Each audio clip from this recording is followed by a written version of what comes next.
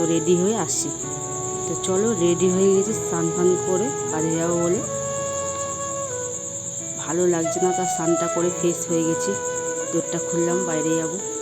তো ফ্রেশ হয়ে গিয়ে মাকে বললাম যে চাটা আনো, তখন চুলটা আঁচড়ে নিই। তো চুলটা আঁচড়াবো। তো কেমন লাগছে শুধু বলো। তো মা চলে এসছে চা আর বিস্কুট নিয়ে। বিস্কুটটা কাটবো এবারে। আমি বিস্কুটটা কাটতেই পারছি না, এত অসুবিধা হচ্ছে। কিন্তু একটা কি জানো, বিস্কুটটা ওপরে কাটাই ছিল, মানে আমি না বুঝে তাও কাটছিলাম। তো কোনো অসুবিধা নেই। তো চলো খাওয়া যাক। তোমরা যদি খাও তো চলে আসো। তো গরম চা আর বিস্কুট গরম গরম লাগছিল, তাও কিছু করার নেই, খেতে হবে তাড়াতাড়ি করে।